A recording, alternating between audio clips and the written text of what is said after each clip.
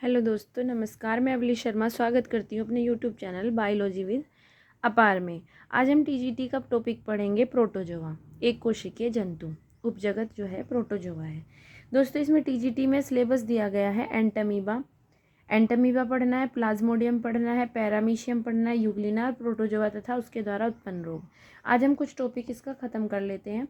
Protozoa संघ जो है, प्रोटोजोआ शब्द का प्रयोग सर्वप्रथम जो गोल्डफस नामक वैज्ञानिक ने किया था। किसने किया था दोस्तों? गोल्डफस नामक वैज्ञानिक ने किया था। इसके अंतर्गत एक कोशिकीय जंतु आते हैं। यह बहुत ही सूक्ष्म जीव होते हैं, जलीय प्राणी होते हैं। इसमें example amoeba, paramecium, euglena, entamoeba, trypanosoma, plasmodium, ये सारे इसके एग्जाम्पल है। 50,000 जातियाँ लगभग पाई जाती हैं इनकी। एंटोनी वॉन ल्यूवेनहोक ने 1673 में इस संघ के कुछ जंतुओं को सूक्ष्मदर्शी के द्वारा देखा था।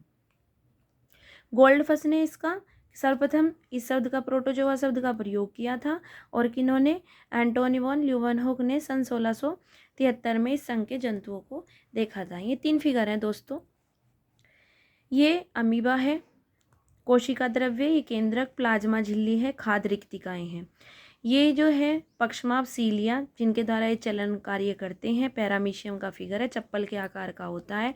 यह है यूग्लिना, कशाफ, फ्लैजिला होते हैं। इस यूग्लिना के अंदर हरित लवक पाया जाता है। क्या पाया जाता है दोस्तों? हरित लवक पाया जाता है।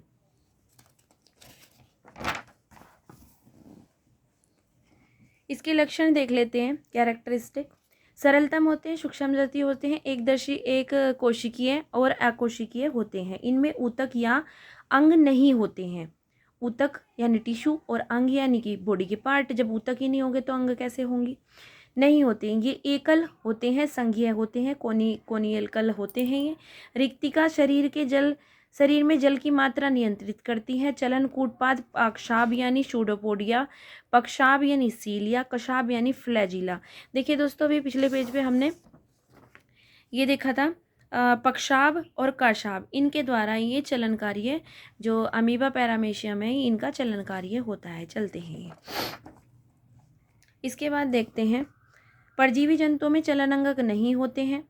जो परजीवी जंतु हैं उनके अंदर चलन अंगक नहीं होते हैं। प्रजनन अलैंगिक तथा लैंगिक दोनों प्रकार का होता है दोस्तों। उत्सर्जन जो होता है, एक्सक्रिएशन जो होता है, सामान्य शरीर सतह से ही होता है, शरीर की सतह से ही करते हैं। इनमें 2 प्रकार के जनन होते हैं, अलैंगिक और लैंगिक। अलैंगिक जनन द्विविभाजन, बहुविभाजन या मुकुलन के द्वारा होता है।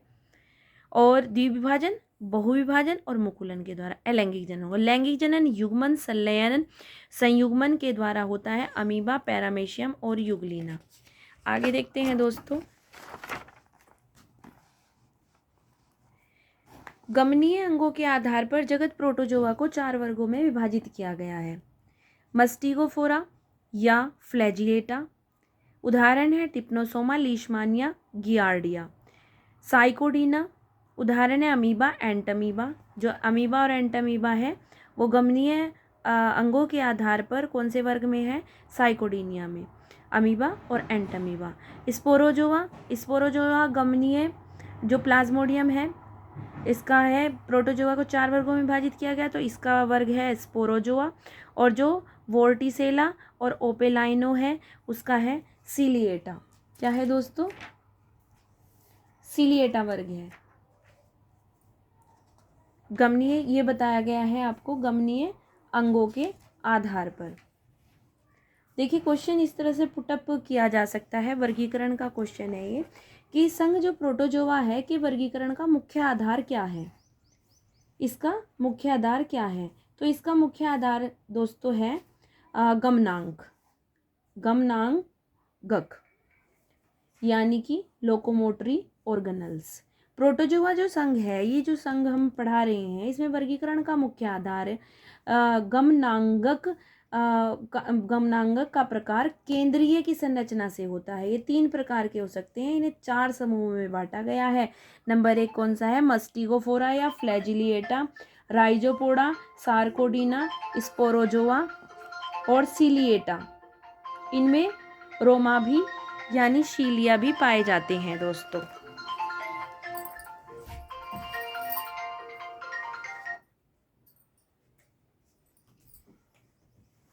सीलिया भी पाए जाते हैं दोस्तों इनमें।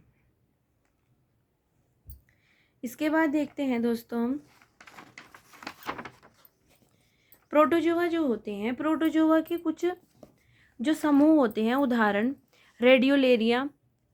रेडियोलेरिया समूह तथा फोरामिनीफेरा समूह में कैल्शियम कार्बोनेट CaCO3 तथा सिलिका का कवक रूपी बाह्य कंकाल पाया जाता है। अगर क्वेश्चन पुटअप होता है कि कुछ जो समूह है जिनमें कैल्शियम कार्बोनेट और सिलिका का कवक बाह्य कंकाल पाया जाता है, कौन से हैं, तो वो होता है रेडियोलेरिया समूह और फोरामिनीफेरा समूह, ये होता है इसका फोरामिनीफेरा समूह।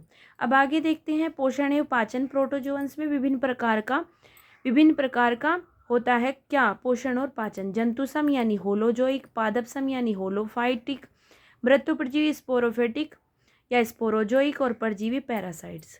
अब उत्सर्जन देख लेते हैं दोस्तों। नाइट्रोजनीय उत्सर्जी पदार्थ अमोनिया के रूप में उत्सर्जित होते हैं। ये शॉर्ट नोट्स हैं दोस्तों जो आपके लिए हेल्पफुल रहेंगे। अमीबा में एक संकुचन धानी पाई जाती है और पैरामीशियम में दोस्तों 2 संकुचन धानी पाई जाती है।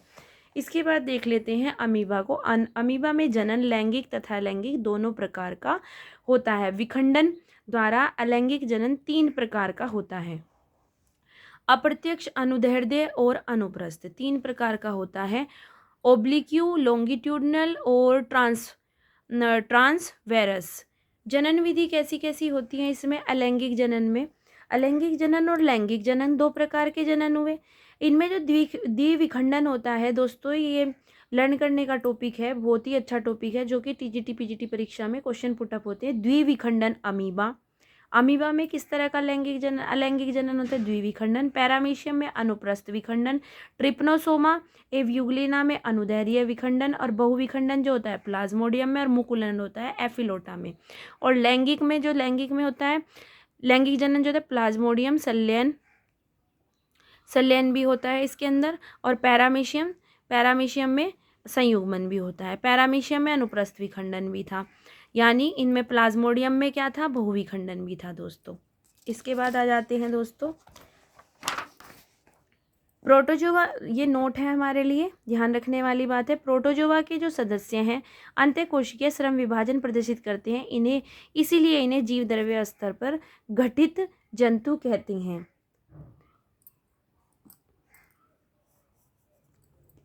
देखिए दोस्तों, कुछ क्वेश्चन जो पेपर में पुटअप किए जाते हैं वो किस तरह से पुटअप किए जाते हैं ये भी हम देख लेते हैं। जैसे हम प्रोटोजोआ पढ़ रहे हैं, प्रोटोजोआ के क्वेश्चन किस तरह से पूछे जाएंगे पेपर में। देखिए, अमीबा में क्वेश्चन पूछ सकता है कि जो अमीबा है इसके अंदर पोषण कैसे होता है। इसके अंदर अभी बताया था हमने पोषण किस तरह का होता है दोस्तों। इसमें होलोजोइक पोषण होता है। कैसा पोषण होता है दोस्तों? होलोजोइक। फिर क्वेश्चन पुटअप होते हैं, ये क्या है, इसमें पोषण होता है अमीबा में। पहला क्वेश्चन तो इस तरह से ये TGT बायोलॉजी 2013 का क्वेश्चन है। नंबर 2 इसको समझ लेते हैं। अमीबा पोषण न्यूट्रिएंट होलोजोइक होता है, सर्वाहारी होते हैं, अर्थात सभी प्रकार के होलोजोइक तो होता है, सभी प्रकार के जलीय सूक्ष्म जीवों को खाता है और इसके पश्चात अपनी कोशिका के अंदर खाद्य धानी फूड वैक्यूल्स में उनका पाचन कर लेता है। अतः पाचन अंतःकोशिकीय पाचन किस तरह का होता है? इसका पाचन होता है अंतःकोशिकीय प्रकार का। कैसा होता है दोस्तों? अंतःकोशिकीय प्रकार का। अब क्वेश्चन ये पुटअप हो सकता है, अमीबा में कूटपाद निर्माण को सोल जेल सिद्धांत। देखिए, अमीबा में जो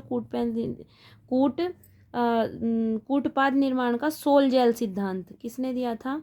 सोल जेल सिद्धांत जो दिया था वो दिया था हाइमन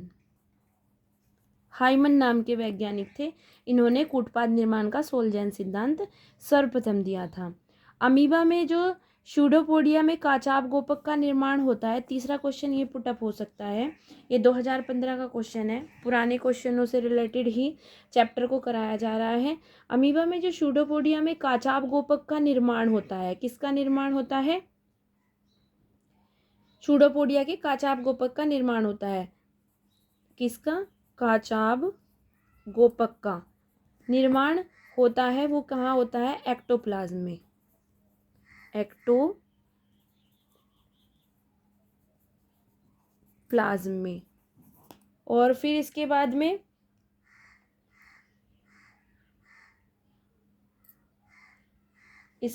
क्वेश्चन है, प्रोटोजोआ का एक वर्ग जिसमें केवल आंतरिक परजीवी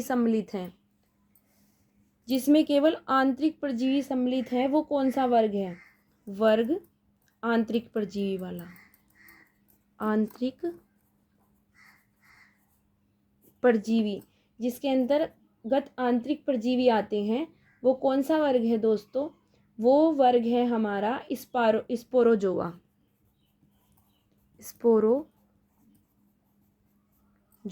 कौन सा वर्ग है दोस्तों? स्पोरोजोआ। इसके बाद देखते हैं, इसके बाद जो क्वेश्चन पुटअप होता है, प्रोटोजोआ के जंतुओं में संकुचनशील धारणी का कार्य क्या होता है? संकुचनशील धारणी का कार्य होता है परासरण नियंत्रण। प्रोटोजोआ जो होता है, प्रोटोजोआ के जंतुओं में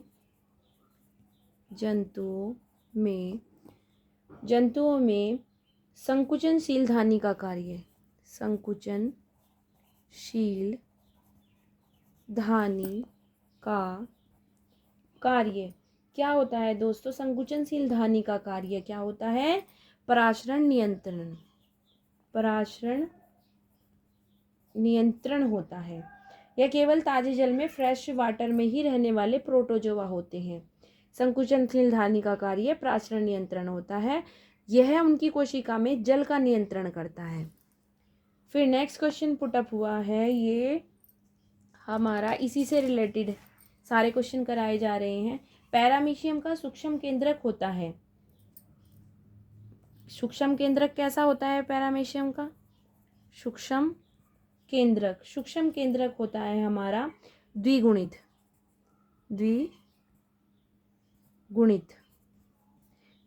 होता है। पैरामीशियम में दो केंद्रक होते हैं, एक सूक्ष्म केंद्रक तथा एक गुरु केंद्रक। दोनों ही द्विगुणित होते हैं। गुरु केंद्रक कोशिका के उपापचय को नियंत्रित करता है और सूक्ष्म केंद्रक जनन में भाग लेता है। फिर आगे क्वेश्चन होता है इसका 7वां क्वेश्चन, पैरामीशियम में पैरामीशिन किस कण के द्वारा उत्पन्न होते हैं? तो पैरामीशियम में जो पैरामीशिन उत्पन्न होते हैं वो कप्पा कण के द्वारा होते हैं। किसके कण के द्वारा होते हैं? कप्पा कण के द्वारा। जो कप्पा पार्टिकल होते हैं ना दोस्तों, किसके कारण? कप्पा कण के कारण क्या होता है इसमें? पैरामीसिन। क्या होता है? पैरामीसिन उत्पन्न होता है पैरामीशियम में कण के कारण, कप्पा कण के कारण।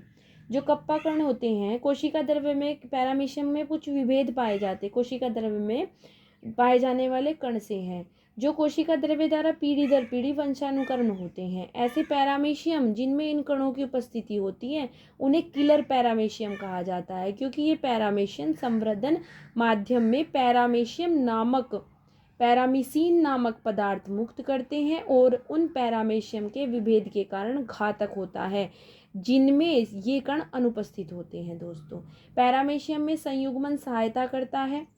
किसके लिए सहायता करता है पैरामीशियम में संयुग्मन? पैतृक विविधता में, पुनर्युवन में, केंद्रकीय पुनर्गठन में। ठीक है दोस्तों, तो आज के कुछ क्वेश्चन है दोस्तों। नेक्स्ट वीडियो लेके आते हैं टीजीटी पीजीटी से रिलेटेड। तब तक के लिए धन्यवाद। मेरे चैनल को सब्सक्राइब और लाइक ज़रूर करें। आई होप वीडियो अच्छी लगेगी आपको। थैंक यू दोस्तों।